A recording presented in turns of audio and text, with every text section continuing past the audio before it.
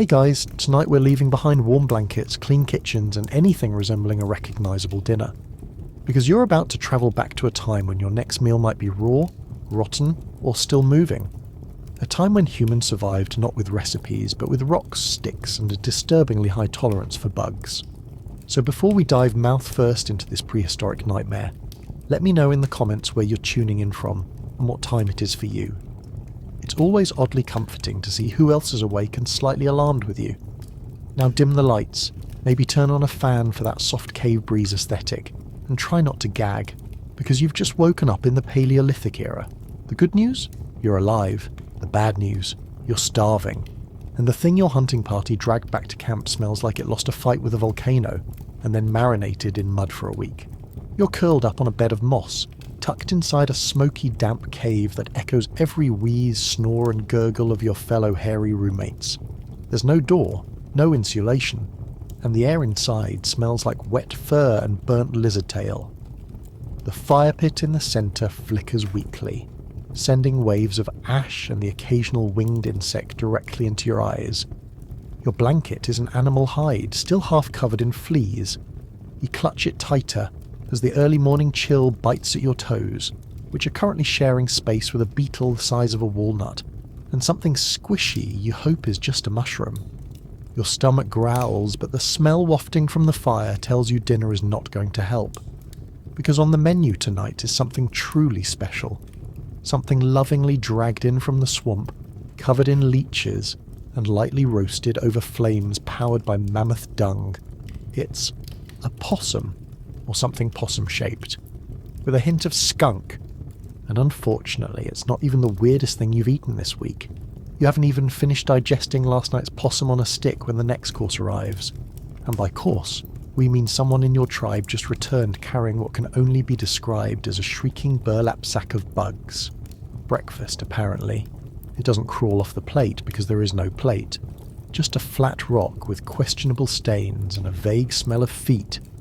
You sit up, brush a spider off your neck and try to look excited. The sack is untied with great ceremony. Out tumble live beetle, grubs the size of your thumb, a handful of wriggling centipedes, and what may or may not be an earwig with a vendetta.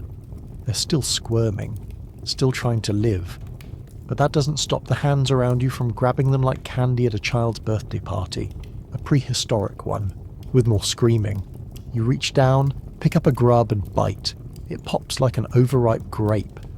The flavour is something between old walnuts and pond water. The texture is wet cartilage. And somehow, this is not the worst part. Across much of the prehistoric world, insects weren't a last resort. They were a primary protein source. Beetle larvae were loaded with fat.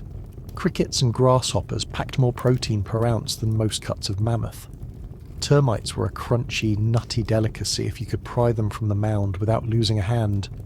And ants, sweet, sour or painfully spicy depending on the species, were eaten raw, roasted, or sometimes still biting.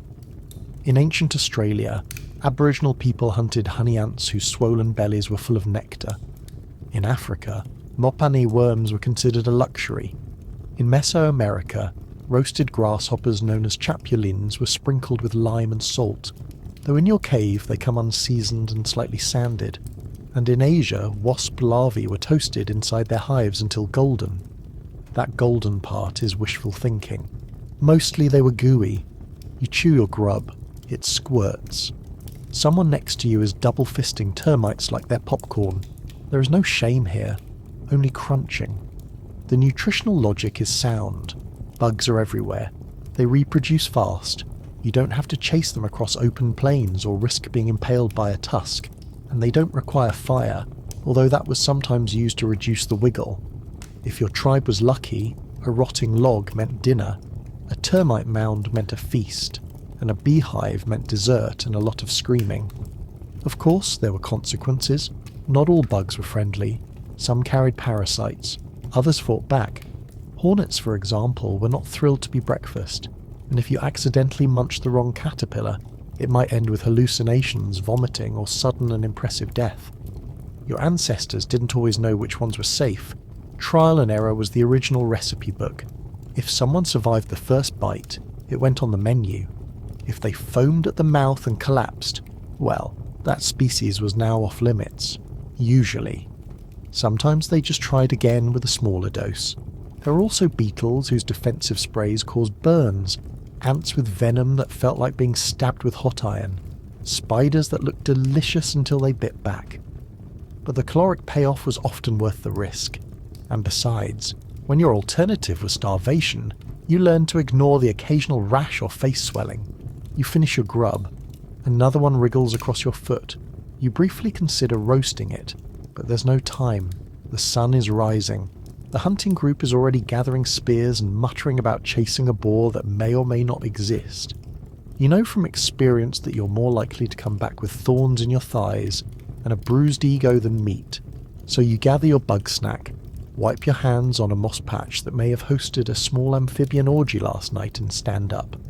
This is the Stone Age. You eat what moves, or what used to move, or what you hope won't move again. And if you thought bugs were bad, just wait until you learn what early humans used to drink when water wasn't an option, and mammoth milk was on the table. Your mouth is still coated in bug juice when someone offers you a drink. It is handed to you in a cracked wooden bowl, half charred, half mouldy, and you try not to look inside before sipping. Mistake. The liquid is lukewarm, cloudy, and has the faint aroma of fermented mushrooms and something that once lived in a swamp. It burns a little going down. That might be the alcohol, or it might be bacteria staging a coup in your throat. Hydration in the Stone Age was never a guaranteed win. Water, while theoretically abundant, was usually a minefield of contaminants. Streams carried animal waste, decaying plant matter, and enough microbes to wipe out a family line. But your options were limited, so early humans turned to fermentation, hoping that alcohol would kill what the fire forgot. What you just drank was probably a primitive form of beer, not a crisp golden ale, more like a gritty puddle of sour porridge left to rot in a gourd. Ancient brews were often made from whatever could be coaxed into bubbling. Crushed grains, fruit pulp, honeycomb remnants, even mashed tree bark. Yeast, the invisible wizard behind fermentation, was everywhere, which meant anything could be turned into a drink provided you were patient and not overly concerned with flavour or safety. Evidence of early alcohol dates back over 10,000 years. In what is now China, archaeologists discovered Neolithic pottery with residue from a fermented mix of rice, hawthorn fruit, honey, and wild grapes. This was not crafted by connoisseurs. This was desperation with a hint of innovation. In ancient Iran and Georgia, clay vessels show signs of grape wine production around the same period. Again, not filtered, not aged, just smashed and left to stew. Your cave brew is less elegant. It was likely created by accident. Someone left a fruit mash too long and came back to find it bubbling. They drank it anyway. They danced, fell over, forgot how to count, and declared it a success. And just like that, humanity invented the party. But alcohol was not the only thing on the beverage list. In colder climates, snowmelt was collected in animal bladders and drunk before it turned yellow. In drier regions, people learned to extract water from roots, cactus pulp, or even animal blood. Yes, blood. Warm, iron-rich, and slightly frothy if freshly squeezed. It was not a treat. It was survival. Among the Maasai in East Africa, drinking cow blood mixed with milk was a tradition that persists in some communities today. In ancient Mongolia, fermented mare's milk known as kumis was consumed for its nutritional punch and mild intoxicating effect. It was sour, fizzy, and allegedly an acquired taste. In the Andes, a spit-based beer called chicha was brewed by women who chewed corn, spat it into a pot, and let the enzymes do their thing. You drink that after your second cave brew, maybe third. You glance down at your bowl again. Something small and winged is floating on the surface. You blow it away, then take another sip. It is marginally worse than the first, but your headache from yesterday is gone, replaced by a new one forming behind your left eye. The medicinal logic of fermented drinks was sound. Alcohol, even in low concentrations, could kill pathogens. This made it safer than water in many cases. It also dulled pain, soothed nerves, and gave prehistoric minds a rare vacation from the constant roar of hunger and cold. Some groups even used it ritually, believing that drunkenness brought them closer to the spirit world. In reality, it often brought them closer to the vomit pile. Children drank it too. There was no age limit, just a vague sense that if it did not kill you outright, it probably belonged in your diet. The line between medicine and mead was blurry. So was your vision. You sit back, bowl in hand, surrounded by people who may or may not be hallucinating. The fire crackles. Someone is humming. Another is lying face down in the dirt trying to negotiate with a pine cone. It is a peaceful moment if you ignore the buzzing in your ears and the fact that your drink just moved. But you do not complain. You drink. You survive. You stare into the murky depths of your prehistoric cocktail and accept that tomorrow's hangover might involve spiritual enlightenment or mild paralysis. And just when you think your stomach has settled, the hunting party returns with something big. Something with fur, hooves, and a smell that could peel bark from trees. It is time to butcher a prehistoric beast, and you are on gut duty. Your drink is barely down when the smell hits you. The hunting party has returned, dragging behind them something massive, hairy, and very dead. Its hooves scrape across the stones as the carcass lurches forward, trailing blood and flies like a parade float of nightmares. The beast collapses in a heap near the fire. The group cheers. You gag. There is no butchering table, no stainless steel hooks, just sharp rocks, heavy clubs, and a communal willingness to get elbow deep in something's insides. You're on gut duty, which means you will be intimately acquainted with smells, textures, and fluid combinations that should never be named. Someone hands you a flint knife. It is sticky. The animal is flipped.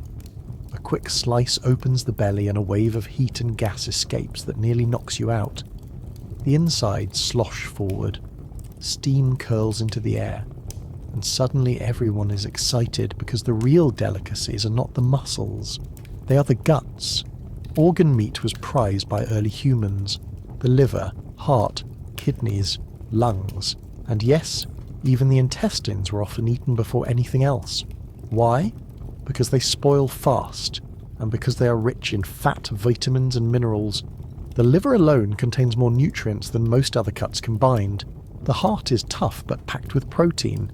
The kidneys are acquired. You scoop out the intestines, still full of half-digested plant matter, and begin cleaning them with a handful of snow and prayer. In many cultures, these were turned into makeshift sausage casings. In others, they were simply roasted whole, contents and all. You try not to think about that as you rinse. Brain was another delicacy. Soft, fatty, and almost alarmingly fragile. It was scraped from skulls using sticks or fingers. High in cholesterol and flavour, it was often eaten raw or lightly seared over flame. In some traditions, the brain was considered spiritual food. In others, it was a practical snack. In yours, it is lunch. Marrow was the gold standard. Bones were shattered with rocks to extract the rich, greasy core. Marrow was spread on flat stones like butter, or slurped straight from the bone. Some anthropologists believe that access to marrow is one of the reasons early humans developed tool use. Others think we just really liked fat. Stomach lining, also known as tripe, was boiled, scraped, and sometimes fermented. In prehistoric Europe, it may have been used to create crude stews. In Africa, it was sometimes dried and ground into powder. The flavour is chewy with notes of regret, but it was a reliable source of nutrition when meat was scarce. Bile, though not often consumed intentionally, sometimes made its way into the mix. Whether through poor butchering technique or curious experimentation, early humans occasionally encountered the bitter, greenish fluid stored in the gallbladder. It was not popular. It was, however, unforgettable. The pancreas, spleen, and other mystery parts were also consumed. Very little was wasted. In survival-based societies, waste was not an option. If it did not kill you immediately, it went into the pot, or onto a stick, or into someone's mouth before you could stop them. You pass a kidney to someone older, who grins and bites it like an apple. You hand a liver slab to a child who seems thrilled. Your job now is to keep pulling. There are glands in here you do not recognize, tubes that twitch when you touch them, a slippery mass that may or may not be edible. Someone is already chewing it. Beyond nutrition, organs carried symbolic value. In some societies, eating the heart of an animal was believed to transfer its strength. Brains could provide wisdom. Livers foretold the future. Ancient Mesopotamians practiced hepatoscopy, reading omens in the shape and marks of animal livers. For your group, it is simpler. If it does not make you vomit or hallucinate immediately, it is food. As the fire crackles, the organs are laid out in a row, seasoned only by smoke and desperation. The feast begins. No cuts are ignored. Someone is gnawing on a tongue. Another person is boiling trachea in a bark bowl. You try a piece of lung. It is spongy. It resists chewing. It tastes faintly of grass and heavily of whatever fear smells like. You sit back, fingers stained, face shiny with sweat and grease, and take in the scene. The beast is mostly gone. Only hooves and hide remain. A few ribs stick out of the ashes like broken teeth. The smell of scorched hair clings to everything. You wipe your mouth and wonder how this will feel in a few hours. No one speaks. They just chew and sigh and occasionally burp. You do the same, because tomorrow the hunters may return empty-handed, and you will wish you had saved that extra strip of pancreas. Somewhere in the corner, a pile of leftover organs begins to ferment, which is not a problem. It just means tomorrow's snacks are already curing themselves. The smell of cooked intestine is still lingering when someone lumbers in with a special treat. It is not fresh. It is not even room temperature. It is a scavenged carcass, half buried in mud, half eaten by something with claws, and now considered perfectly edible by prehistoric standards. The term fresh kill is flexible. The nose-wrinkling scent of decay is just another seasoning. You poke it with a stick. The skin sloughs off in places. There is visible mould on one side and teeth marks from a creature that may have gone extinct since this thing died. Someone says it smells ready, which means fermentation has begun, which, in this timeline, qualifies as tenderizing. Scavenging was not Plan B. For early humans, it was standard practice. Before weapons were strong enough to take down large prey, humans followed predators and waited for leftovers, vultures with thumbs. We used rocks to crack bones, stripped hide with stone flakes, and slurped marrow from the remains like deranged raccoons. This behaviour is backed by archaeological evidence. Some of the earliest cut marks on animal bones were not from hunting, but from stripping meat off after larger carnivores had already fed. Homo habilis, one of our scrappy ancestors, was particularly skilled at this. They scavenged everything from antelope to elephants, sometimes days after the kill. The trick was getting to the carcass before total decomposition or rival scavengers. Hyenas were a problem, so were big cats, so were other humans. But if you found a bloated wildebeest that had only recently stopped twitching, congratulations. That was dinner, and maybe lunch tomorrow, depending on how cold the night got. You kneel down and help tear into the carcass. The outer flesh is sticky, not juicy, just wet. Someone finds maggots, and there is a short debate about whether that means it is too old or just pre-marinated. The maggots are scooped off, mostly. A few are left in for crunch. In many traditional cultures, controlled rot became a preservation method. Fermentation could keep meat edible longer than raw storage.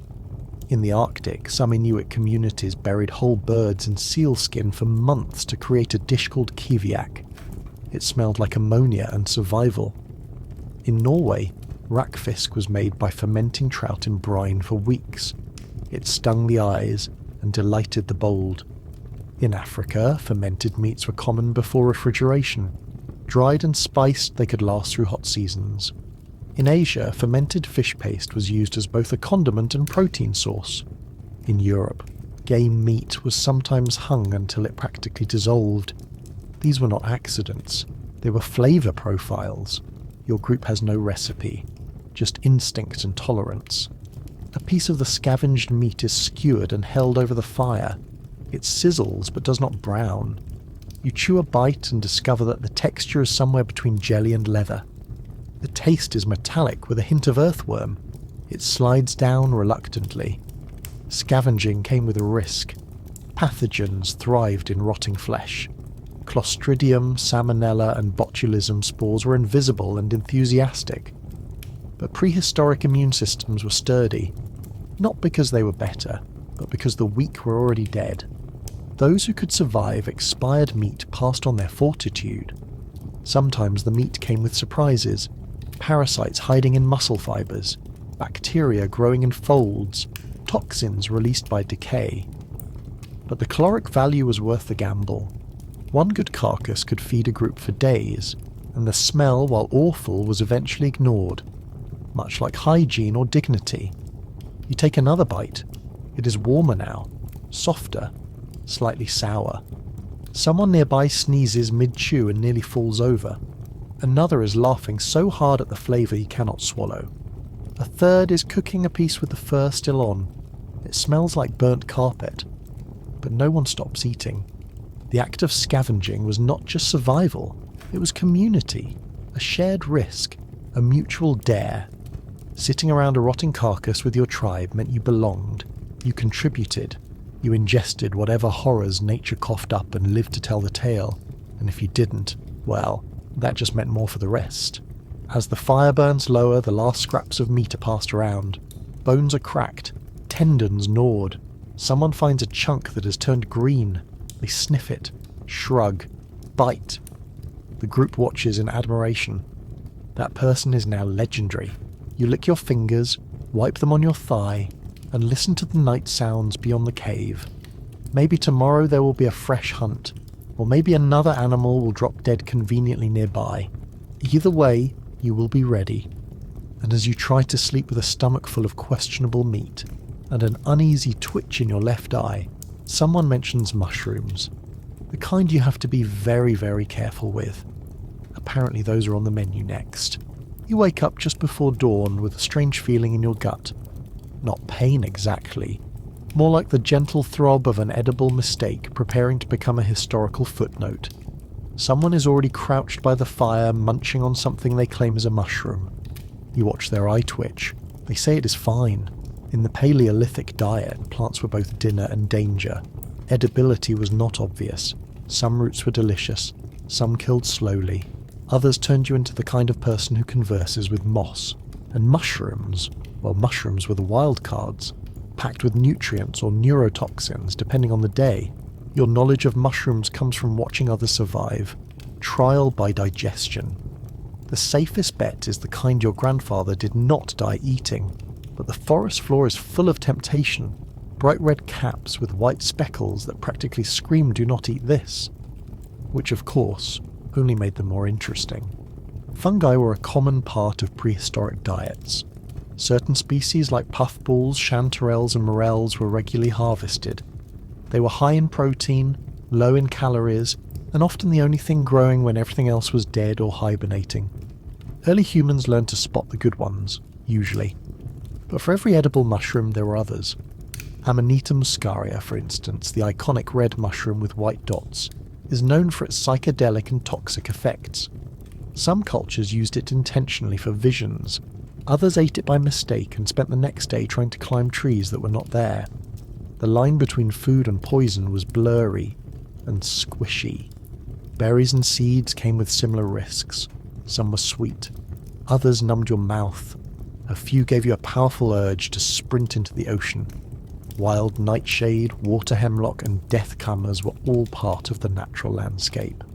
One bad handful could wipe out a hunting party, but one good handful might be the only food for miles. Plants with milky sap were treated with suspicion. So were those that change colour after cutting. Some prehistoric groups developed elaborate tests. Rub it on your skin. Wait a few hours. Still alive? Touch it to your lips. Still fine? Take a small bite and chew. If you're not vomiting within the hour, it might be dinner. You hold a mushroom between your fingers and sniff. It smells like soil and damp wood. Someone nearby says that is normal. Another says it means certain doom. You roast it lightly over the fire. It does not scream. You eat half. Now you wait. The hallucinations, if they arrive, are not immediate. Your brain stays mostly tethered to reality, but colours seem brighter, the fire crackles louder, and the cave wall looks slightly more judgmental than usual. It could be psychological, or it could be ancient fungus pressing buttons your species was not meant to find. Some prehistoric tribes embraced the effects. Psychedelic mushrooms were used in ceremonies. In Siberia, the reindeer herders consumed Amanita muscaria, and then collected the filtered urine to reduce its toxicity. Yes, they drank the pee of high reindeer. Yes, it worked. Yes, you are imagining that correctly. Hallucinogenic plants played a role in ritual across the globe. The use of psychotropic herbs has been documented from the Amazon to Central Asia. They connected people to spirits, or at least made them think the rocks were talking. Either way, it was useful. Not all plant-based cuisine was spiritual. Some was just confusing. Acorns, for instance, were a staple in many parts of the world, but only after leaching out the bitter tannins. This required soaking, drying, and patience. Otherwise they were toxic. Certain tubers needed cooking or fermentation to become safe. Others required burying underground until the smell stopped being hostile. You remember once watching someone chew a root for 2 hours only to pass out mid-sentence. They lived. Barely. And afterward claimed it was worth it. The flavour, they said, was memorable. You suspect they meant that in the worst way. The forest provides, but not always kindly. Bark was ground into powder. Sap was scraped and boiled. Leaves were crushed into paste and applied to wounds or eaten outright. The boundary between food and medicine was almost non-existent. Everything had a use, even if that use was mostly as a cautionary tale. You do not die from the mushroom. Probably. Your vision returns to normal. The rocks go back to being rocks. You feel slightly smarter, or possibly more gullible. Someone pats your back and hands you a seed pod filled with something bitter and sticky. You chew. Prehistoric chewing was constant. Fibrous roots and tough stems required powerful jaws. Your ancestors developed strong molars and a tolerance for textures that modern tongues would reject immediately. There was no smooth, no creamy, just varying degrees of crunch and grit. You swallow the pod contents and chase it with a handful of cold ash to kill the taste. It almost works. You're not full, but you're not hallucinating anymore, and that counts as a successful breakfast.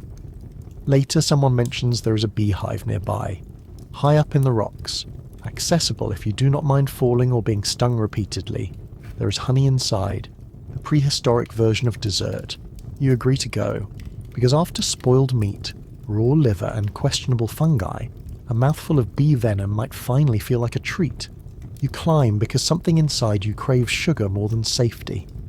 Your bare feet scrape at the stone, your fingers clutch at tree bark slick with moss, and each gust of wind reminds you that you are one bad grip away from prehistoric pavement. But none of that matters, because high above you, nestled in a dark crevice, is a hive, a boiling, buzzing, humming monument to danger and desert.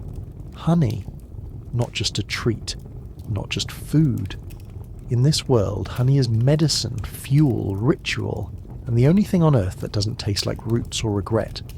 There are no ropes, no gloves, no hive suits, just a sharpened stick and the vague hope that the bees are having a lazy day. They are not. The buzzing starts as soon as you get close. It's not a warning, it's a promise. Thousands of wings vibrating in perfect chaos swarm in and out of the hole in the rock like tiny warriors on patrol. You're close enough to smell the warmth of the wax, the tang of pollen, the slight acidic note of impending face sting. But you came this far. You're not leaving empty-handed. Prehistoric people risked their lives for this golden goo. Literally risk their lives. Some of the oldest cave paintings in Spain and South Africa show humans scaling trees and cliff faces with crude ladders or nothing at all, reaching for hives with one hand while swatting at bees with the other. These images are over 8,000 years old, and yet somehow they feel very familiar right now. You wedge yourself into position, jam your stick into the hive entrance. There's resistance, a gooey, sticky, glorious kind of resistance. You twist, yank, and the comb comes loose in a shuddering waxy snap. and just like that, you're the most popular person in the swarm. The bees surge, furious. You swat, you flail, you leap, you fall 6 feet, hit the ground, and land with your prize clutched to your chest like sacred treasure. It was worth it. It always is, because honey was everything to early humans.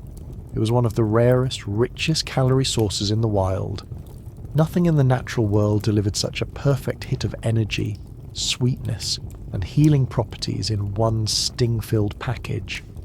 A tablespoon of honey contains roughly 60 calories. In a world where calories are carved from marrow, tubers, and the occasional bite of raw bird, that is an absolute miracle. The antibacterial properties of honey were also known, if not scientifically understood. Wounds were smeared with it to prevent infection. Sore throats were soothed. Infant food was sweetened. Cracked lips were sealed. Even meat was preserved in honey, especially in ancient Egypt, where it was used in burial rituals, medical treatments, and even embalming. And perhaps most impressively, honey never spoils. Jars thousands of years old have been found in tombs, still technically edible, which makes it the longest lasting item on the prehistoric pantry shelf. Longer than dried fish, longer than fermented root paste, longer than that weird gourd you keep forgetting to throw out. You sit down by the fire with a dripping comb and the tribe gathers. This is not something you eat alone. You snap off hunks of wax, pass them around, watch as sticky fingers press golden chunks into mouths that have known nothing but blandness and bitterness for weeks. One person sucks on the wax like it's candy. Another dips it into a pile of powdered bark. Someone else just chews and weeps silently. It tastes like warmth, like sunshine, like floral syrup that somehow made it through the gauntlet of nature without being ruined. It coats your tongue, hugs your teeth, clings to the corners of your mouth. For a few glorious seconds no one speaks, because no one wants to swallow too soon. Beeswax has its uses too. You chew it like gum until it stiffens. Shape it into plugs for sealing gourds. Use it to waterproof crude tools. Some tribes moulded it into primitive candles, using animal fat as fuel. Others used it as polish. Others probably just ate it and hoped for the best. But it wasn't just honey and wax. The entire hive was a resource. Propolis, the resin-like substance bees used to seal their hives, had antimicrobial properties. Some groups used it to treat toothaches or wounds. Royal jelly, secreted by worker bees to feed the queen, was considered potent and powerful, if you could get to it. And even the dead bees themselves were sometimes ground into pastes, or just eaten outright in desperate moments. They were protein, crunchy, bitter protein. You lick your fingers and stare at the hive fragment now sizzling near the edge of the fire. The smell is hypnotic. Warm wax, burnt pollen, a trace of smoke. You feel a little lightheaded, either from the adrenaline or the 10 stings blooming across your arms. But it is a good kind of pain, the kind that tells you you're not just surviving, you're winning. Across the prehistoric world, honey was revered. In ancient Mesopotamia, it was offered to gods. In India, it was part of sacred rituals. In Greece, it was fed to athletes before competition. In China, it was mixed into medicines. In Africa, honey hunting still happens with the same intensity as it did millennia ago. And everywhere, people have been willing to suffer for it. Your tribe knows this. They do not need religion to explain the value. They just need to taste it. The honey does not last long. Even a large hive offers only so much. Within minutes, the wax is chewed flat, the sweetness licked clean, and the sticky comb reduced to ash and crumbs. Someone begins tying a rope to a stick, planning another climb. Because if one hive exists, another surely waits in a tree or cliff nearby. You know what is coming next, and your limbs are already sore. But the taste lingers, the memory of it, and that alone is enough to make you consider getting stung again. As the fire dies down and the laughter fades, someone stands and points to the horizon. Birds, nesting. You follow their gaze to a grove of trees where white dots speckle the branches. Eggs. Easy to miss. Easier to steal. Not all will be empty, not all will be eggs. but some will be breakfast, and you're already moving, because the sweetness is gone and hunger never left. You reach the grove before the sun has finished climbing. The trees are thin, spindly things with brittle branches and nests tucked high in the crooks like forgotten baskets. From the ground they look small, harmless, but you know better. You know what is inside, and you know it is worth the risk. Eggs. Not the clean, perfect ovals from the village market. These are lumpy, speckled, wildly inconsistent capsules of mystery. Sometimes white, sometimes blue, occasionally covered in a soft fuzz that raises uncomfortable questions. But in the Paleolithic kitchen, an egg is gold. Warm, protein-rich, portable, and already pre-packaged. Unless it's not an egg. Sometimes it's more of a surprise. You climb with quiet feet. Every creak is a gamble. The birds above are not large, but they are loud, defensive. Some shriek warnings. Others dive straight for your head, beak snapping. You wave them off and keep going. At the top you reach a nest.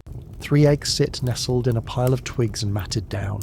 One is already cracked, oozing a yellow film that smells like sour milk and wet feathers. The other 2 are warm. You pocket them. You do not ask questions. Across early human history, bird eggs were highly prized. Found across all continents, they provided an accessible, nutrient-dense food source that required almost no preparation. Eggs contain all the essential amino acids, fat, vitamins A, D, E, and B12, even trace minerals like selenium and iron, and the best part, no chasing, no spears, no bleeding. Just reach and grab. Unless the bird disagrees. Species didn't matter. Gull eggs, pigeon eggs, wild chicken, turtle doves, ducks, even ostrich eggs the size of your head. In Africa and Asia, some tribes sought out ostrich eggs not only for their contents, but also for the shells, which were cleaned and used as water containers. In Europe, smaller songbird eggs were taken in clusters. In the Americas, shorebird eggs were common staples, gathered seasonally before they could hatch. The contents varied wildly. Some eggs were nearly yolkless, others held twin yolks like a biological prank. Some were already forming into something else.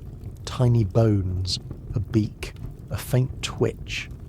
If you cracked one open and saw feathers, you cooked it anyway. Maybe roasted it harder, maybe buried it in coals and walked away until the smell dulled. But waste was not an option. You make it down the tree with 4 eggs and a scratch across your cheek. One of the eggs cracks in your palm. You lick the dribble from your skin. It's gritty. Probably from the nest lining. Hopefully not from the egg itself. At the fire, the others cheer. Eggs mean a good day. You tap one on a stone and peel back the top. Inside is a soft orange yolk, thick and shiny. You tilt your head back and drink it raw. It slides down your throat like warm jelly. No seasoning, no salt, just the pure, slightly metallic taste of prehistoric nourishment. The second egg is boiled in a bark cup filled with water and heated with red-hot stones. It wobbles and hisses. Someone suggests it might explode. It doesn't. Instead, it hardens into something chewy and rubbery. You bite through the shell, crunch included, and chew. You're not sure if you're supposed to eat the shell, but it's calcium. Your teeth need it. You pretend it's sand. Sometimes the eggs were buried to ferment. In parts of Asia, the tradition of preserving eggs in clay, ash and salt for weeks or months is ancient. The result is translucent, pungent, and alarmingly green. Some prehistoric groups may have stumbled on this technique accidentally. Forgotten eggs unearthed and sniffed cautiously. If no one died, it became a delicacy. Eggs were also tools. Broken shells became scoops. Crushed shells were ground into powder and used to strengthen early flour mixtures. In rituals, eggs were symbols of fertility, creation, and transformation. In reality, they were just easy calories. But these did not mean safety. Some eggs carried diseases. Salmonella existed long before refrigerators. Some were already hatching. Once, you cracked one open and something screamed. You dropped it. It did not stop moving. That was a long night. No one ate. The egg was buried. You had dreams for days. You roll the last egg in ash and roast it slowly. The shell blackens. The inside hardens. When you crack it, it peels like a fruit. The yolk is perfect. Firm, warm, slightly sulphurous. You pass half to the child beside you.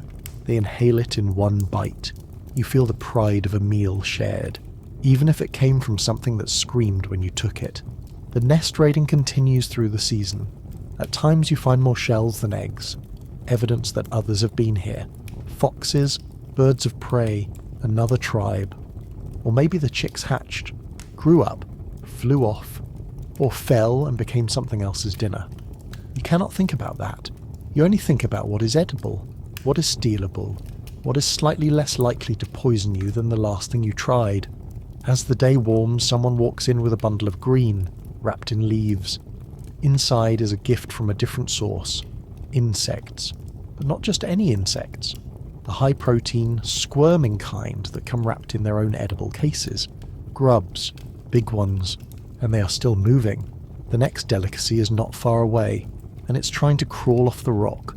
The bundle unwraps slowly, deliberately, like it contains treasure. And in a way it does. Not shiny metal or smooth stones, but grubs. Dozens of them. Fat, beige, glistening creatures, each about the length of your thumb and twice as animated. They squirm across the leaf wrap, pulsing with instinct and an unsettling optimism that they might escape digestion. They will not. Grubs are not backup food. They are the main course. Someone picks one up and bites it in half. It pops. A thin stream of milky fluid dribbles down their chin. They grin. You flinch. Then you grab one for yourself. This is the logic of the Stone Age. Insects, especially larvae, were a staple in early human diets across nearly every continent. They required no tools to catch, no fire to kill, and no hunting expedition that might end in a spear wound or mammoth chase.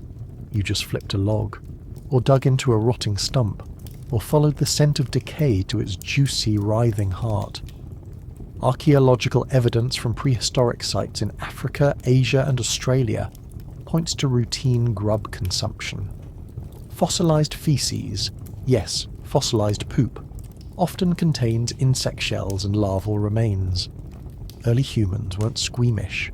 They were efficient, and grubs delivered. High in fat, dense in protein, soft enough to eat raw.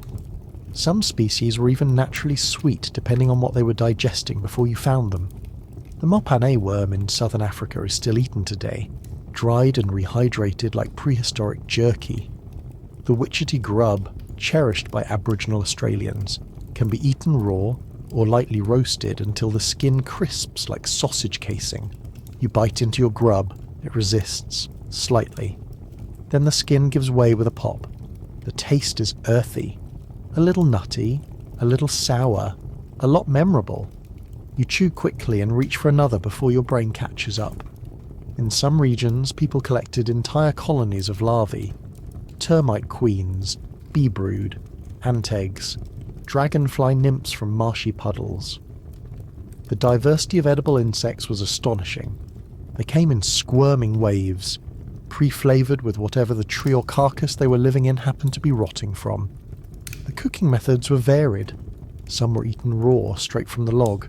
Others were roasted on stones until they exploded like popcorn. In humid areas, people wrapped them in leaves and steamed them over boiling water. In colder climates, they were dried in the sun until they became hard, crunchy protein pellets. There were downsides. Some species had chemical defences. Certain beetle larvae produced bitter fluids or toxins. Accidentally eating the wrong grub could result in vomiting, paralysis, or a short bout of death.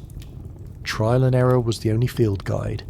If your cousin ate one and started foaming at the mouth, that species was quietly removed from the menu. Usually, but the nutritional payoff was too great to ignore. A handful of grubs could provide the same amount of protein as a piece of meat, and they didn't fight back, unless you counted the ones that bit your tongue on the way down. Your tribe shares the pile, passing the leaf around like it's a feast. Some are roasting theirs on a stick, others swallow them whole. One person is stacking them in a line and eating them like berries. The fire crackles. The smell is not unpleasant, just unusual. Sweet fat and burnt bark. It could be worse. It often is. You finish your third grub and stretch your jaw. It sticks to your teeth slightly. The sensation is hard to describe. Somewhere between chewing a warm nut and regretting your choices. But you're full, which is a rare feeling. Insects were more than just survival food. They became part of identity, culture, tradition, even delicacy. In some societies they were reserved for elders or rituals. In others, they were traded between groups like spice. There was pride in knowing which tree to find the fattest larvae, which time of year they bloomed in the bark, which ones could be harvested without biting back. You lie back against a log and exhale. The sun is higher now. A few flies buzz lazily above the empty leaf wrap. One lands near your mouth. You consider catching it, but not today. You are full. For now. Someone stands and says the riverbank's exposed.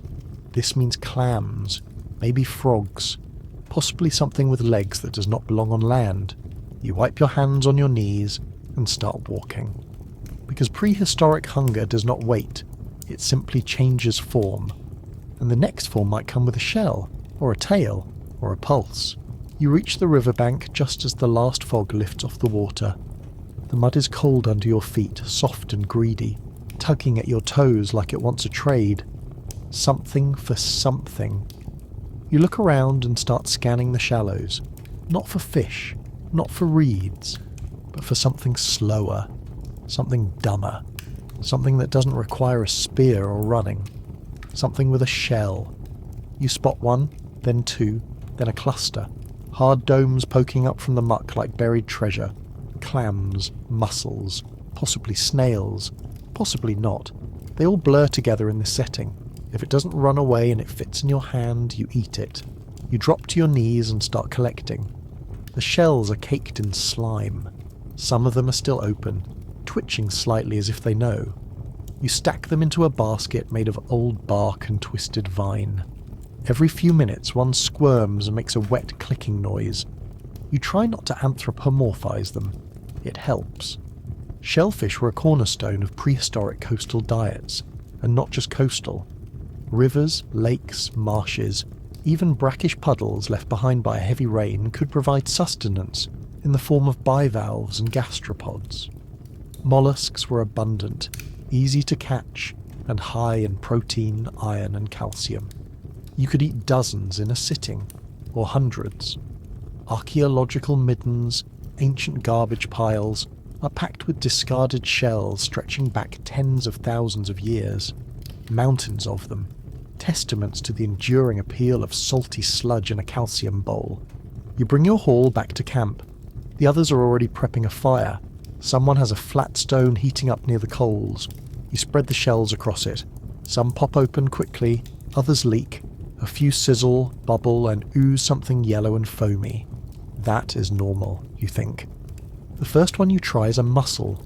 It peels open like a blister. You scoop out the insides with a twig and slurp. It tastes like brine and algae and something very, very old. You chew, it fights back, rubbery but edible. You chase it with a hot sip of boiled river water and go back for more. Some are better than others. The snails are more reliable. You pluck them from their shells with a sharpened stick. The spiral meat slides out reluctantly. It is soft, slightly gritty, slightly crunchy, slightly alarming. You eat 3, then you pause. You find one that smells sweet, not in a good way, in a way that suggests fermentation or decay. You toss it into the fire and watch it sizzle like a warning. Parasites were always a concern. Trematodes, flukes, worms and bacteria loved shellfish as much as you did. Raw or undercooked bivalves were a gamble, but so was everything else. Cooking helped, but not always. Still, it was worth it. When you could harvest 50 of them in under 10 minutes without a single bruise or chase, you learned to live with the consequences. In colder climates, shellfish became a seasonal ritual. In warmer ones, they were year-round staples. In ancient Japan, for example, The Jomon people left behind massive shell mounds dating back over 10,000 years. In Europe, Mesolithic communities relied on mussels and periwinkles when hunting was scarce. Even inland tribes traded for dried clams. They were currency. They were survival. They were a reason not to starve. You find a freshwater crab half buried in the shallows. It's sluggish, cold. You pluck it out and drop it on the stone with the others. It curls, then sizzles. You crack it with a rock and suck out the meat. There is barely enough to taste, but it counts. Frogs come next. You see the eyes first, round and motionless just above the waterline, then the ripple, then the jump. You miss the first one, and the second, but the third is slower. You grab it by the leg and bring it back, triumphant. Amphibians were a bonus, more common in some regions than others. They were a reliable source of meat. The legs were favoured, the rest was sometimes ignored, or roasted until it vanished. The frog tastes like chicken would if it forgot how to be confident. Soft, mild, slightly slimy. You eat both legs and offer the rest to the fire gods. You finish your meal with one last snail. It slides down easy. And for a brief moment you feel satisfied. Not full. That is a myth. But satisfied. The kind of satisfaction that only comes from winning against something that couldn't even run. The others are scraping shells into a pile. Tomorrow they'll go back to that same stretch of river, maybe further upstream, maybe deeper in the marsh. There's always more, always something crawling, buried, waiting to be unearthed and cooked and swallowed. You lie back in the grass, belly rumbling but quieter now, and someone brings up an idea. The salt flat on the other side of the ridge, cracks in the earth where strange crystals grow. They say the water there evaporates and leaves behind a powder, tangy, sharp, salty. The kind of thing that might make a roasted snail taste a little less like regret. Seasoning, a luxury. Maybe it's real, maybe it's poison. Either way, you're walking there in the morning. The ridge is steep and dry, a cracked backbone of stone that groans under your weight as you climb. Your throat is already dry.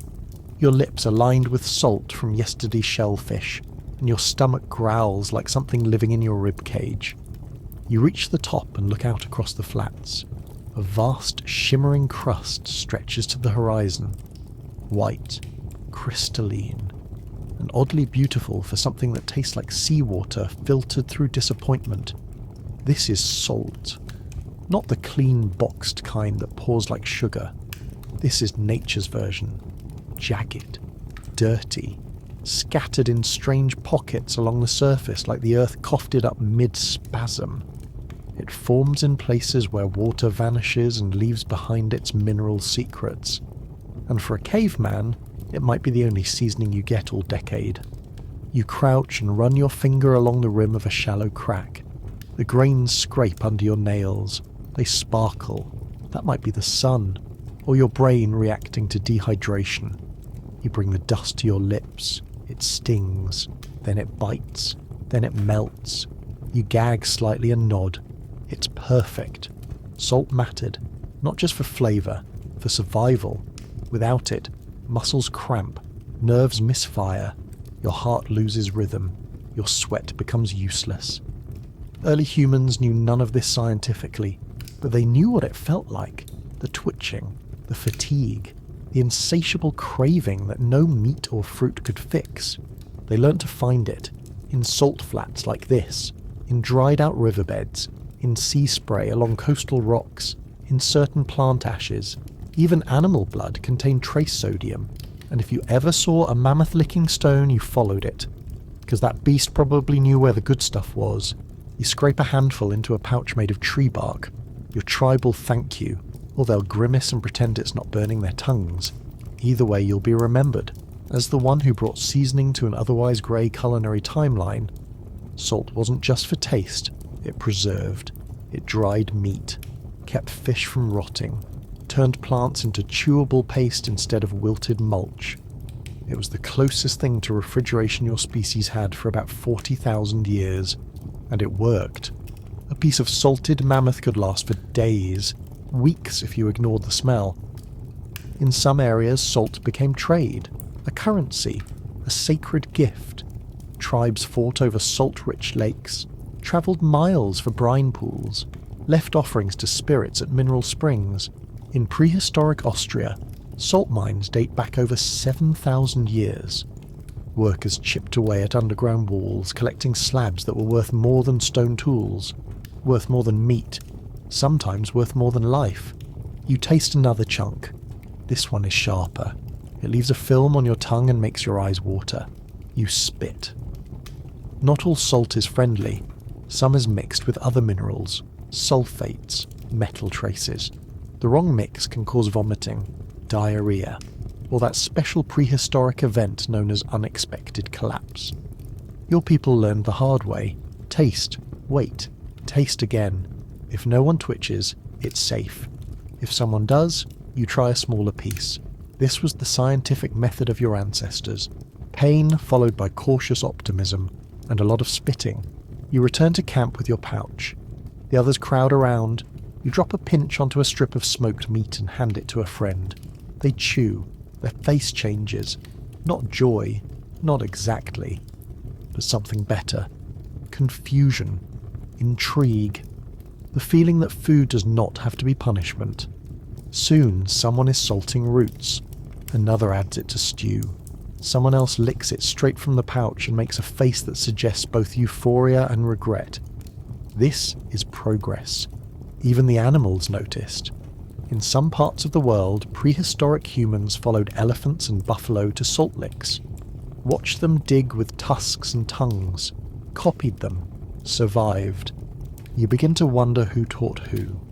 The fire is lit now. Meat roasts, and for once it smells slightly more tolerable. Salt has done something. Lifted the flavour, masked the mildew, burned away the slime. You lick your fingers and think for the first time in days that maybe this place isn't trying to kill you, at least not immediately. Someone mutters about teeth. That salt can eat through them, rot the mouth. You shrug. So can everything else. And you've seen what happens when people try to clean their teeth with twigs dipped in soot. The next day, someone returns from the marsh with a different idea. Ash. Not just for fire, for food. The remains of burnt plants rubbed onto meat and added to soups. Bitter, dry, slightly alkaline, but strangely useful. You look into the flames and consider the possibilities. Flavour is expanding. The age of bland roots and raw slugs is ending. You reach for another salted bite of frog leg and chew with something dangerously close to contentment. You wake up with a dry mouth and the memory of salted frog still lingering on your breath. It's not a bad memory, just sharp. Your tongue feels like it spent the night scraping itself on a rock. Someone nearby is coughing, hacking out the remnants of last night's feast while chewing on a bit of bark for hydration. The sun is just cresting the treetops, and the coals from the fire are still glowing, faint but stubborn. You shift upright and notice someone crouch near the ashes, not cooking. Sifting. They're rubbing their hands in yesterday's char, sifting through blackened wood, tapping out the crumbled bones of the last fish, and collecting the powdery flakes of what used to be logs. It looks like dirt, smells like smoke, and apparently this morning it is breakfast. You crawl closer and watch them gather the grey powder in cupped hands, then they smear it onto a root, not inside, on the outside, rubbing it over the skin like seasoning. Then they roast it, slowly, carefully. It hisses, and when they bite into it they nod. You're not sure if it's approval or survival. Either way you do the same. What you've just witnessed is one of the earliest forms of chemical cooking. Ash, as it turns out, is not just the remains of yesterday's warmth. It's a tool, a purifier, a preservative, a strangely versatile companion to the prehistoric meal. Early humans figured out that wood ash, particularly from burned hardwoods, is alkaline, and that mattered. It softened tough plant fibres, neutralised certain toxins, and turned inedible tubers into something closer to food than punishment. Some roots, like wild cassava, were rich in calories but deadly if eaten raw due to their high cyanide content. Ash helped reduce that danger when combined with soaking and slow roasting, and you, sitting there with your face half covered in soot and your hands blackened from the fire, are part of that ancient chemistry experiment. You take a bite, it's bland, charred, slightly acrid, but you're not dead. Which, by caveman standards, means it's a hit. Throughout prehistoric history, ash found its way into more meals than you'd expect. It coated meats before cooking. It lined underground ovens. It was stirred into stews and even used in small doses as a form of primitive leavening. In Central Africa, ash was sometimes added to porridge. In Mesoamerica, it was part of the nixtamalization process, where corn was soaked in alkaline solutions made from wood ash or limestone to unlock niacin and improve digestibility. This practice goes back thousands of years, and without it, corn-based diets led to pellagra, a disease of nutrient deficiency. But not for the people who knew how to cook with ash. You sit back and watch someone else rub ash into fish skin. It crisps better that way. The oil doesn't leak out so quickly. The texture holds. It still smells like smoke and river slime, but at least it doesn't slide off the stick halfway through roasting anymore. Someone else takes it further. They scoop warm ash into a bowl and mix it with a bit of animal fat. It forms a paste, thick, grey, sticky. They dip a roasted insect into it. Chew, swallow, smile. You try not to make eye contact as they offer you a bite, but you take it anyway. Because this is not a culture of no. This is a culture of try everything and learn faster than you die. The ash paste sticks to your teeth. You grind it against your molars. It's like chewing on soft stone. But somehow it calms your stomach. The fat binds it. The bitterness balances the grease. You find yourself dipping a second bite before you even understand why. Ash has other uses too. It works as a rudimentary salt when you run out of the real thing. It can be dried and stored in little pouches made of leaf or bark. When mixed with water and left to sit, it becomes lye, the ancient ancestor of soap, and in small, carefully measured doses it's even used to create alkaline solutions for treating hides and fibres. But today, it's just food. You remember the stories passed around the fire of the man who drank too much lye water? His stomach bubbled. He screamed. He didn't return. The lesson was clear. Ash is helpful until it isn't. Still, the more you look around, the more you see it. On fingertips, in bowls, dusting meat, tucked into bundles of foraged greens to keep them from wilting, mixed into root pastes to slow their spoilage, rubbed into the insides of gourds to prevent mould. Someone even sprinkles it into the sleeping pit to keep insects away. It's everywhere. You chew another root. This one has been roasted in embers, then buried in warm ash overnight. The inside is creamy, smooth, almost soft enough to be a mash. It's still earthy, still plain, but it no longer tastes like raw bark. That's the ash at work. It has broken down the fibres, drawn out the bitterness, and replaced it with neutrality, which in this time is basically gourmet. In the distance, a group is packing up to travel. Word has it there's a patch of burned forest up north, where lightning struck and left behind a field of half-cooked roots and charred shrubs. That kind of land is rich. The ash left behind changes the soil, makes it easier to dig, softer, full of nutrients.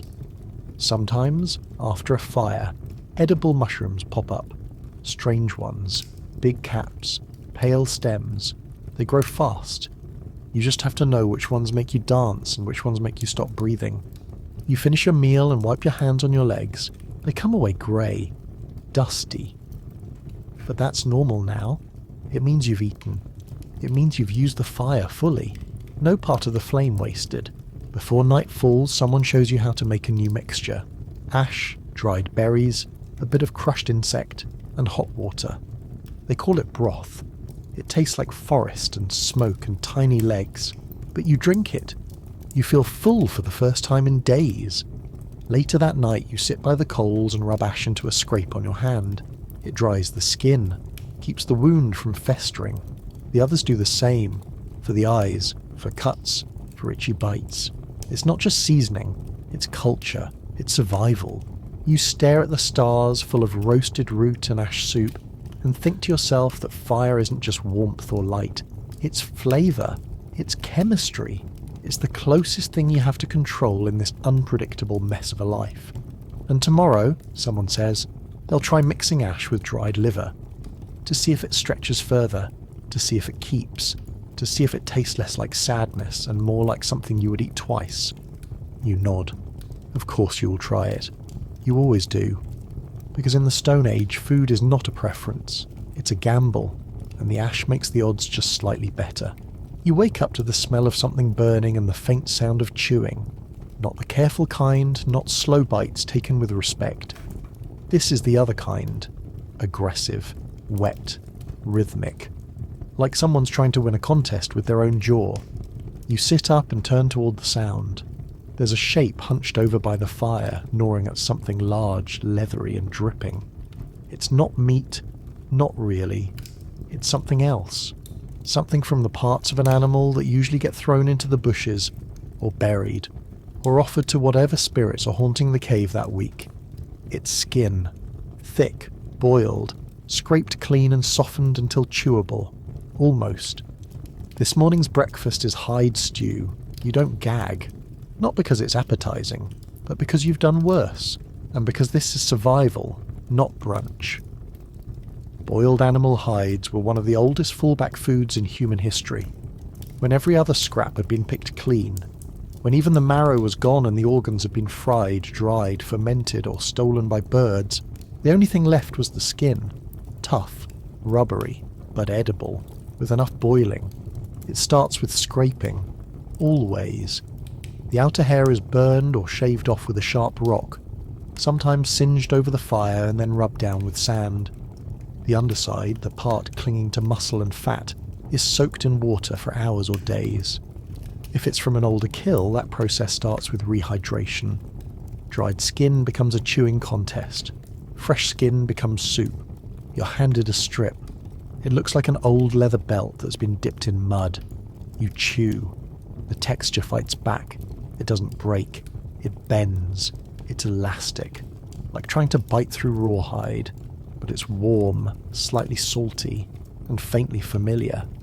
Somewhere in there is a memory of meat. Throughout prehistory, hide was never wasted. It was shelter, rope, clothing, water containers. But it was also food. In times of desperation, people boiled animal skins into gelatinous stews. Not for flavour, for calories. And because they contain collagen and protein that, when boiled long enough, break down into something the body can use. Barely. This practice continued far beyond the Paleolithic.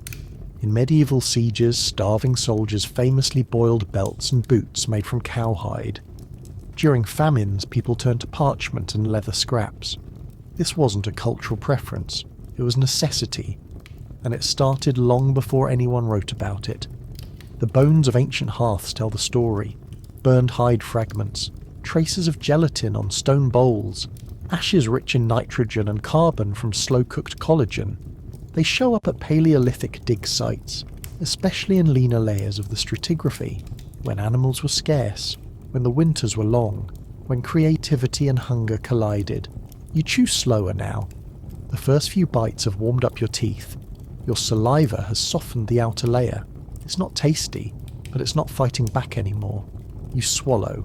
It slides down like half-melted candle wax. You chase it with a sip of warm water from a cracked bowl lined with beeswax and spit-polished ash. Someone beside you adds a few dried berries to their hide stew. It's a sad attempt at flavour. You admire the optimism. The pot hanging over the fire is ancient technology, a hollowed-out gourd, or a stomach stretched and dried, suspended between three forked sticks. Inside, chunks of skin float with weeds, bark, and crushed bone. There's a glistening film on top. Oil. Maybe fat. Maybe something else. You decide not to ask. The heat has turned the hide cloudy and gelatinous. Some pieces are breaking apart. Others are just curling at the edges like burnt paper. Everyone eats anyway. In colder climates, frozen skin was shaved into slivers and gnawed like prehistoric jerky. In warmer places, it was dried, pounded with rocks to soften, then roasted on flat stones. You've seen someone smoke it over dung embers, It smelled like wet hair and tasted like glue, but it filled the stomach, which is the only metric that matters. The body doesn't care about taste. Not here, not now. It wants fuel, calories, minerals, anything that burns, anything it can strip down and turn into movement or warmth. Boiled hide gives you both. Barely. You shift closer to the fire and notice a new smell. Rich oily. Slightly sweet. Someone has started cooking hooves. This is the next level. Boiled hooves were a delicacy in their own terrifying way. Full of collagen and gelatin, they broke down into a thick broth that could be slurped or cooled into a wobbly grey slab. Like prehistoric jello, without fruit or joy. You watch the process. The hooves are first singed over flame to burn away whatever fur remains, then cracked with stones. The inner marrow is usually gone, but the cartilage, the connective tissue, the gritty seams between bone and horn, that's what you're after. It softens, eventually. In ancient China, hooves were used in traditional cooking for their texture and supposed health benefits. In Africa, cowfoot stew is still made today with similar methods. In Europe, especially in eastern regions, pig's feet were stewed for hours into dishes like aspic and jellied trotters. None of this is modern invention. These are echoes of your current meal. In this moment, you are not an innovator. You are a continuation. The hoof stew thickens. It bubbles like lava. Every now and then, it hisses as a pocket of air escapes. You're given a cup. It's hot, greasy. It sticks to your lips. You drink it like medicine. And like most prehistoric medicines, it tastes worse than the illness it prevents. But it warms you. Deep in your ribs. It settles your stomach. It lingers behind your teeth. The cup is passed around. No one refuses. This is how you stay alive when everything else is gone. Even the tools are part of the process. You see someone use a shard of boiled hoof as a scraper. Someone else is fashioning a spoon from a bit of hardened hide. Another is twisting strips of leftover skin into cord. When it dries, it'll be strong enough to tie up the next meal, if it's big enough to fight. You lean back and exhale through your teeth. The smell of boiled bone and skin clings to your hair. Your breath is sour. Your hands are sticky, but your stomach is full. Not comfortably, not happily, but full. And someone says they found a rotting log nearby. The kind with larvae. Big ones. White. Fat. Wriggling. Rich in fat and easy to catch. Your eyelid twitches. Tomorrow's breakfast is alive right now. You watch the fire and wonder how long it will take to stop squirming. Probably not long. Everything does eventually, especially when it's food. The log looks like it's been dead for a decade. Half buried in damp soil, its bark peeling back like ancient paper, revealing tunnels and pockets of decay beneath the surface. You jab a stick into one of the soft spots. It sinks easily, and out spills a cluster of white larvae. Plump, blind, writhing. They tumble onto the moss like spilled beans that forgot how to behave. You kneel down and start collecting. They don't try to escape. They just squirm, pulsing with the slow rhythm of something not quite aware it exists. They're warm from the rot, soft from the moisture, and completely indifferent to the fact that they are breakfast now. These are wood grubs, and they are a cornerstone of the prehistoric pantry. Larvae like these have been part of the human diet for longer than recorded memory. Found across every continent in every biome, in nearly every rotting log and decomposing tree, they were reliable in a way that larger prey could never be. Mammoths could escape, deer could fight back, but grubs just lay there, waiting. Juicy little packets of fat, protein and goo. You pop one in your mouth raw. It bursts like an overripe grape. The flavour is nutty, slightly sweet, and hauntingly reminiscent of damp bark and spoiled cream. You chew, swallow, pause, and reach for another. In Australia, the Aboriginal people have eaten witchetty grubs for tens of thousands of years. These fat, wriggling larvae are pulled from the roots of certain trees, eaten raw or lightly roasted until the skin crisps. In Central Africa, palm weevil larvae are roasted over open flames, their fat dripping into the coals. In Southeast Asia, bamboo grubs are considered a delicacy. In the Amazon, sago grubs are grilled, stewed, and even fermented into pastes. Everywhere that trees rot and bugs exist, early humans followed. Nutritionally, they're superior to most meat. Grubs are packed with essential amino acids, high-quality fat, and trace minerals. You can eat 20 in a sitting and still have room for another 20. They're the prehistoric version of trail mix, if trail mix stared back at you while you chewed it. You roast a few on a flat stone.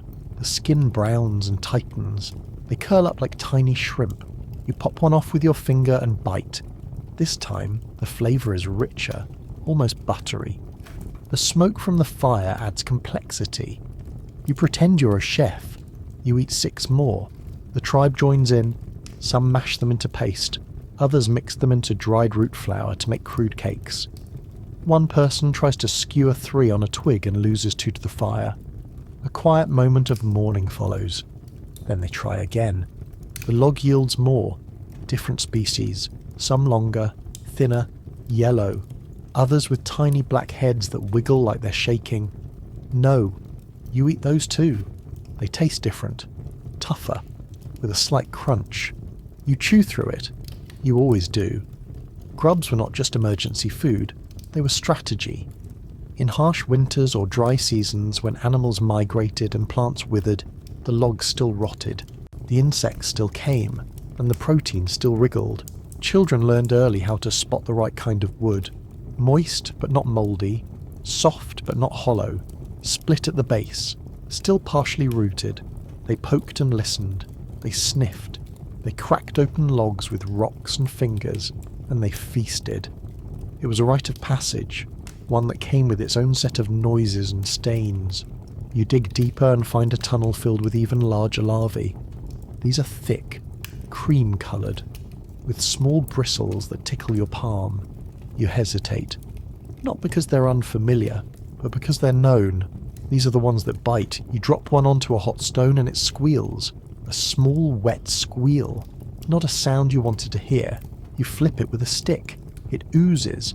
You eat it anyway. Parasites are a risk. Not all larvae are safe. Some carry bacteria. Others contain sharp mandibles or secretions that irritate the mouth. But prehistoric immune systems were forged in dirt and desperation, and fire kills most things, most of the time.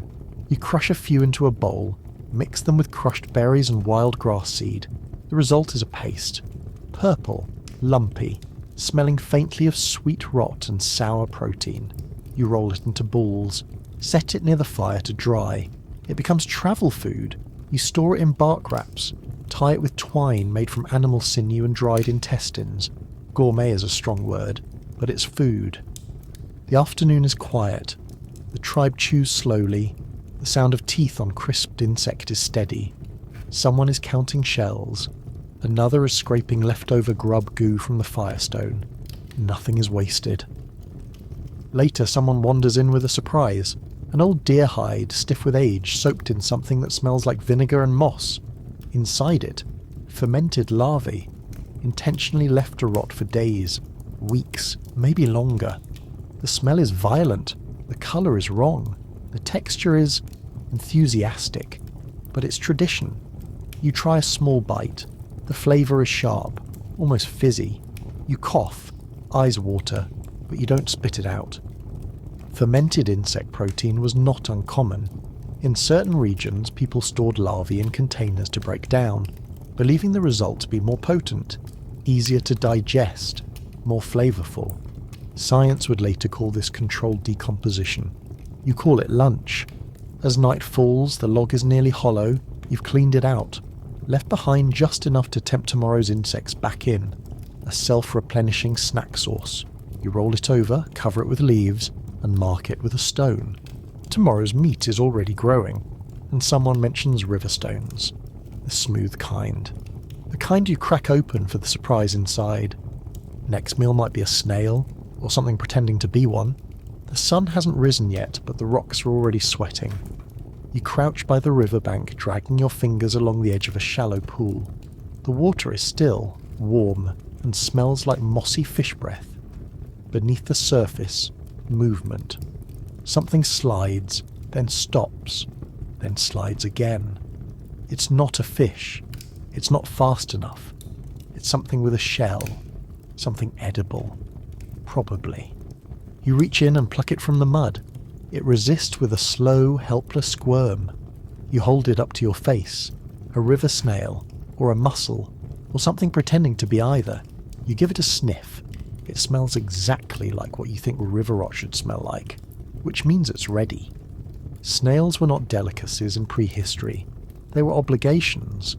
A last resort with just enough nutrition to justify the indignity of slurping something that leaves a trail wherever it goes. But prehistoric humans were nothing if not persistent. If it moved slowly, could be caught without bleeding, and didn't scream loud enough to wake the cave, it ended up in the fire. Or the mouth, or both. You gather more, slowly, carefully. Some are half buried in sludge, others cling to rocks like they have plans. You dislodge them one by one, dropping them into a bowl carved from hollowed wood and sealed with beeswax and wishful thinking. They clack together like teeth. There is no formal recipe, no sauces, no butter, no helpful Frenchman guiding the process. There's fire, maybe salt, maybe ash. The rest is instinct and temperature. You heat a flat stone until it starts to glow, then line the snails across it. They hiss, some explode. One leaps off like it remembered how to live. The others bubble quietly. Their flesh shrinks away from the shell, curling into a beige spiral of chewy regret. You jab one with a stick and pry it free.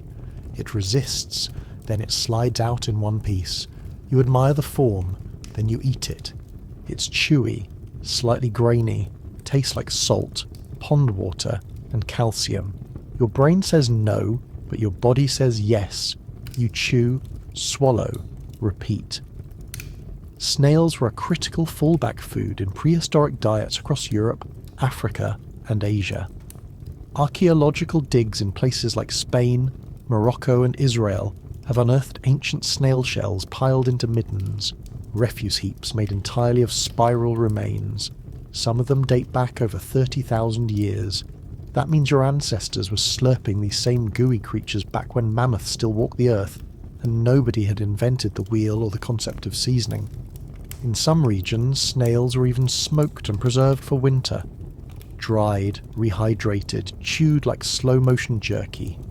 In other places, they were cooked in clay pits lined with hot stones, buried and forgotten until the smell became impossible to ignore. The nutritional content wasn't terrible. High in protein, low in fat, full of minerals like magnesium, iron and calcium, enough to keep you upright, just barely. You suck another one from its shell and chase it with a handful of cold ash. Not for flavour, for texture. It neutralises the slime, adds crunch. At least that's what you tell yourself. Someone brings over another kind, smaller, with spines on the back. They look less edible but more confident. You boil them. The spines soften. The insides taste the same. You add them to the pile. You try experimenting, grinding cooked snail into paste with wild onion and crushed grub for thickness. It becomes a spread. Sort of. You smear it on roasted bark and chew. It doesn't taste good, but it does not taste bad. That is the goal. In colder climates, river mollusks were more common than fish during lean seasons.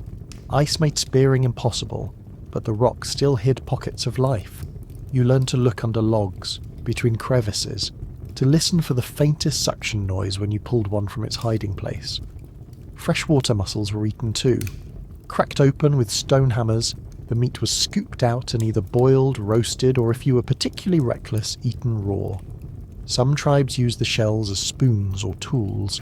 Others ground them into powder to add to porridge, a calcium supplement disguised as texture. Parasites were a risk. Trematodes, bacteria, worms that curled through intestines and set up shop without rent. But prehistoric immune systems weren't built for grace. They were built for exposure and stubbornness. If the body could expel it, you lived. If it couldn't, someone learned a lesson. You keep eating. The pile of shells grows. Someone suggests using them for jewellery. Someone else uses them to scoop out marrow from a small bone. Multi-purpose, like most things in prehistory. If it couldn't feed you, it had to help you feed yourself. As the day fades, you collect the discarded shells into a woven net made from dried gut. You'll hang it near the entrance of the camp, a reminder of what you've eaten, and a warning for what you might have to eat again tomorrow. You wipe your hands on your legs, the slime leaves a faint film, you ignore it. It will dry. Everything dries eventually, and in the silence between chewings, someone says there's something strange up the mountain. A spring, bubbling, hot. With animals sometimes found boiled beside it. Nobody knows why. You look at your hands, your teeth, the pile of broken shells and cooling meat. Next meal might cook itself. The mountain smells like sulphur and mud. You can taste it in your teeth before you reach the top. The ground changes here, softer. Steam curls from cracks in the earth like the mountain itself is breathing. And near one of the larger openings, something is cooking. Not intentionally, not with ceremony, just slowly, naturally. Like nature decided to build a stew pot and forgot to tell anyone. It's a spring, boiling, bubbling, frothing like a giant soup. The water hisses where it overflows onto rock. Around the edge, bones, scattered, some still holding meat. You poke one with a stick, it comes apart. The marrow has liquefied into something between broth and regret. This is where the animals come to die, not always on purpose, but the steam blinds, the mud traps, the heat finishes the job. You found 2 half-cooked hares, something that used to be a bird, and a chunk of fur that might belong to something you do not want to meet again. It is grotesque, and it smells amazing. Hot springs weren't rare. Volcanic activity scattered them across prehistoric landscapes. From the geysers of Siberia to the pools of East Africa, early humans found them, studied them, learned to work with them, and then, inevitably, learned to cook in them. You toss in a piece of root, just to test. It floats, spins, then starts to soften. No fire needed, no smoke, just the earth doing your job for you. In Japan, hot spring cooking goes back thousands of years, steaming eggs in mineral-rich water, simmering fish in bamboo baskets. In Iceland, bread is still baked by burying dough near geothermal vents.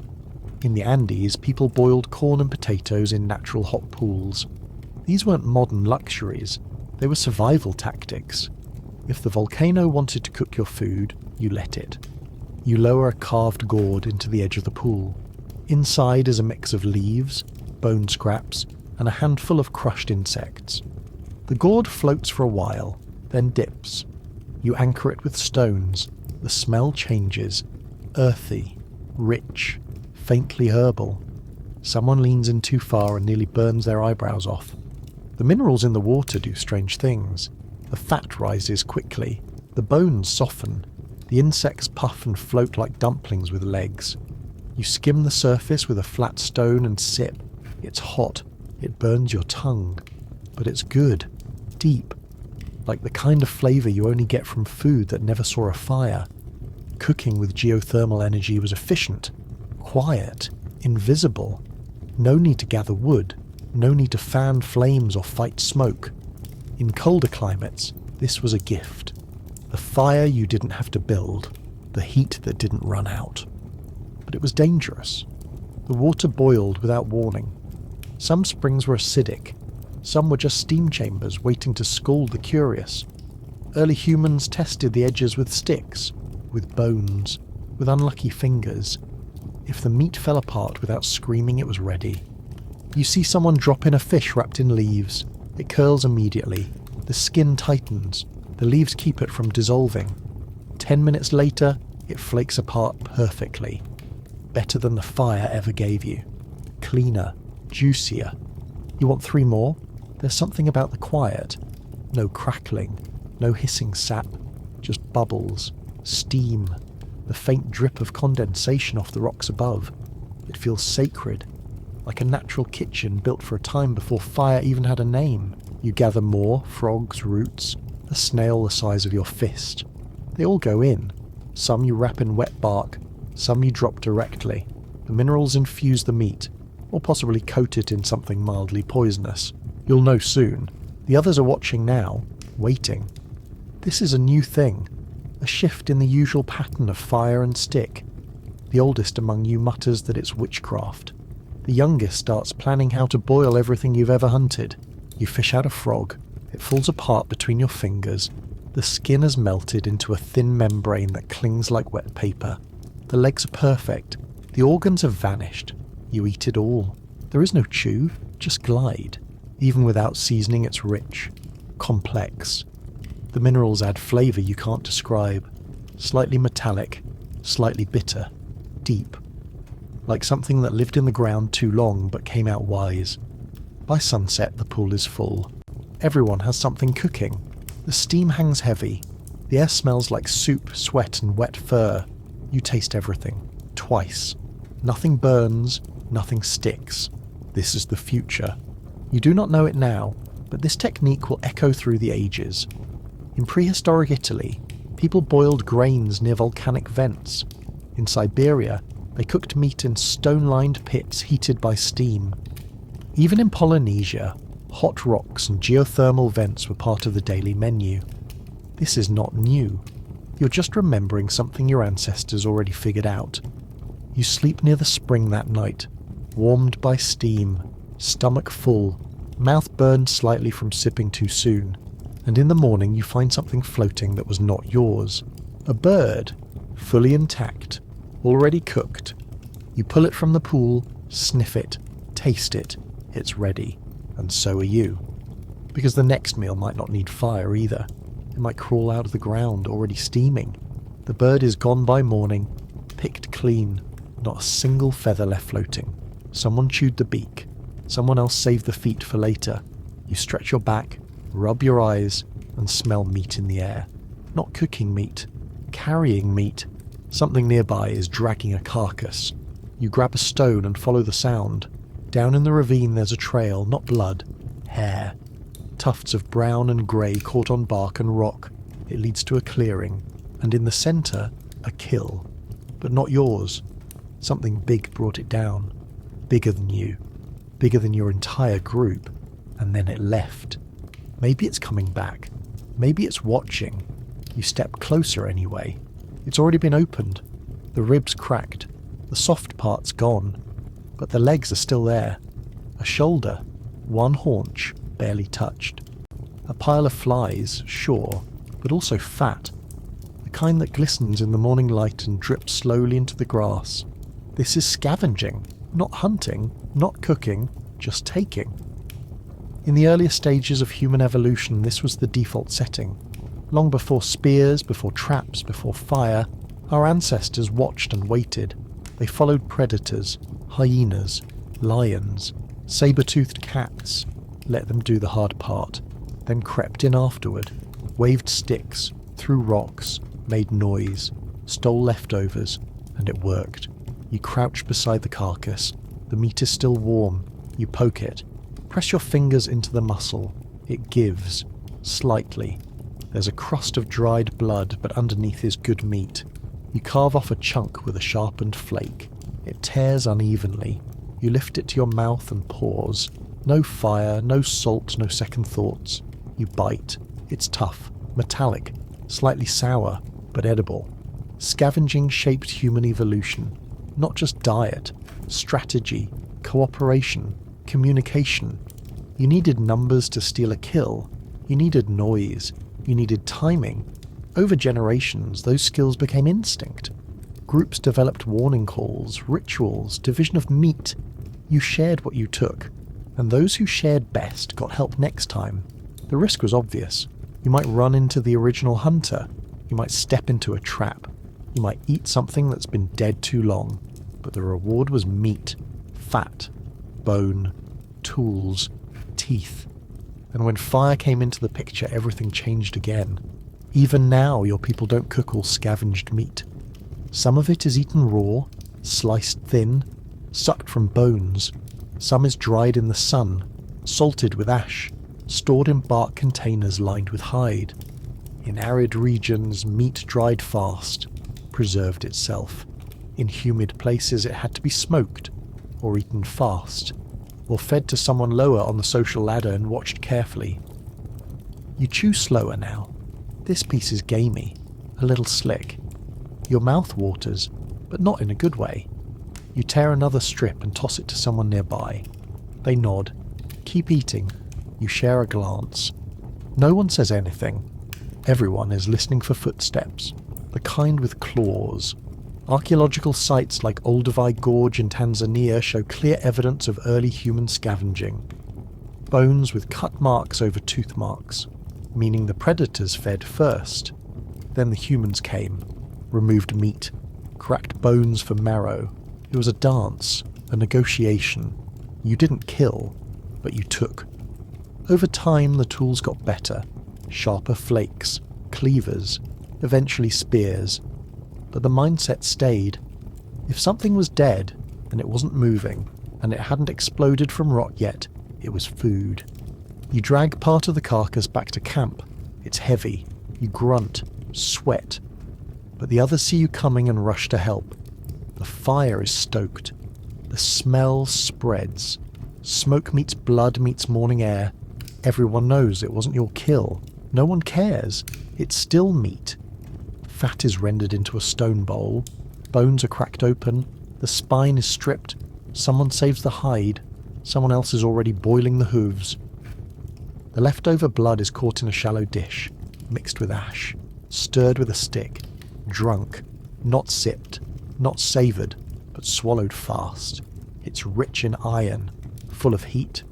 Your people know it keeps your bones from shaking when the cold sets in. Scavenged fat is used for everything. Cooking, sealing containers, smearing on skin against the wind. In some regions, fat was even burned as fuel. A flickering, greasy flame that smelled like meat, but gave just enough light to carve more flint tools after dark. You sit near the fire now, watching a strip of meat curl and pop on the coals. You flip it with a twig, bite the edge. The outside is crisp, the inside still raw. You finish it anyway.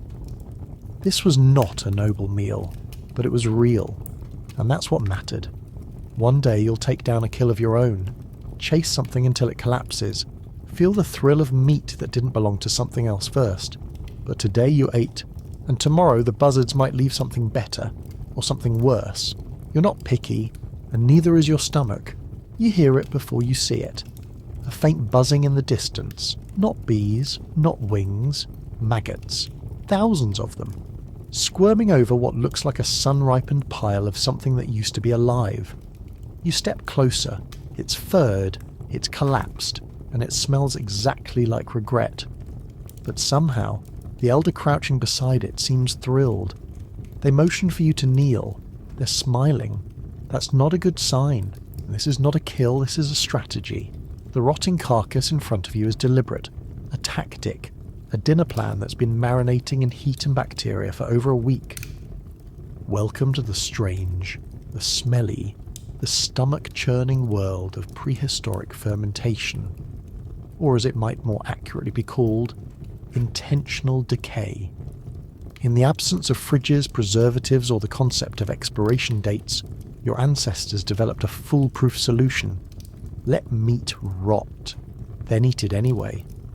And as terrifying as that sounds, it was surprisingly brilliant. Dangerous, yes.